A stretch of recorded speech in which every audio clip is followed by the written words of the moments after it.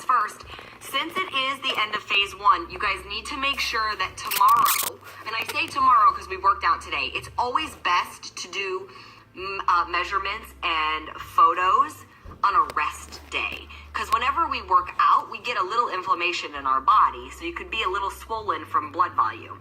So the last thing you want to do is like work out today and then do your measurements, because you will end up disappointed. And if you've done that, if you've done measurements like right after a heavy lift, that could also be why you might not see as big of changes. So just be aware of that. So photos and measurements tomorrow, and definitely post those.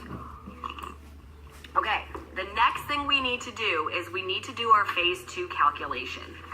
So obviously we're at the end of a phase, so no matter what, we need to recalculate, right? Because hopefully you've lost weight, you've gained muscle, all of that. So we need to do a recalculation no matter what. But you're gonna see that the formula for phase two is a little bit different than the formula for phase one. I've got my little sheet pulled out. So formula for phase two, you're going to do your current weight. So obviously I know we've talked a lot about not getting on the scale, but now's the time to get on the scale. Again, do it tomorrow. I would say first thing tomorrow morning when you wake up is when you, like, if you go to the bathroom first thing in the morning, handle your business, then do your photos, do your measurements, do your weigh-in, and then go eat breakfast. It's going to make you feel the best. I'm just saying. I'm just trying to give you a little extra something there. Okay, so you're going to do your current weight times 11. That gives you your baseline of calories, okay? Basically, like, what you need to survive for a day, just to normally function, okay? Then, you're gonna take your baseline calories that you figured out, you're gonna add 600 to that. That 600 represents the calorie burn from the workouts.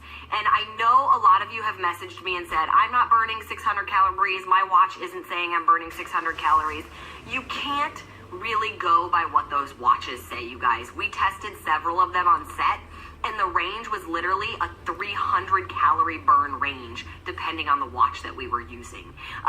There's really only one right now that I like. It's a newer version of the Polar, and it actually does a fitness test on you at rest first, because it determines your resting metabolic rate, and then it calculates your calorie burn. And when we used those gave the most accurate reading.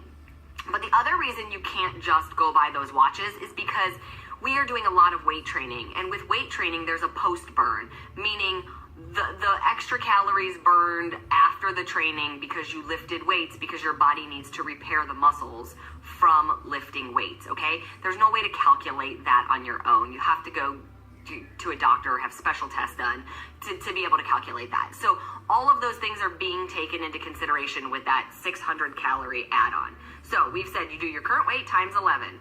That number plus 600. Okay. If you're eating in maintenance, that's where you stop. That's basically your maintenance calories right there. Okay.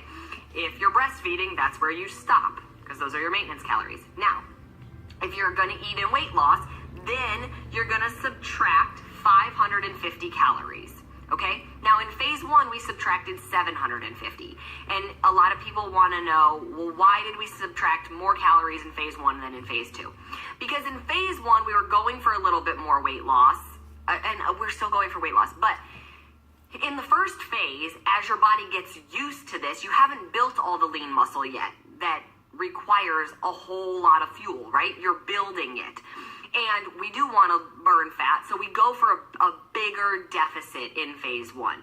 But what we learned through all of the year of testing and everything, and then the test group going through it, is that by phase two, you've put on a lot of lean muscle. And in order to fuel that lean muscle and be able to continue to burn fat, you actually need more fuel. And if you don't have enough fuel, then you'll actually probably hold on to weight. So we have a little less of a deficit. You're still at a deficit, but it's a little bit less than what it was in phase one. Okay, and that's important for you to know, because that's going to help you determine if you want to go in weight loss or if you want to go in maintenance. We're at a smaller deficit already this time, okay? So that's the formula. It's in your packet. You guys know it. Like, look at it, calculate it. But now let's talk about how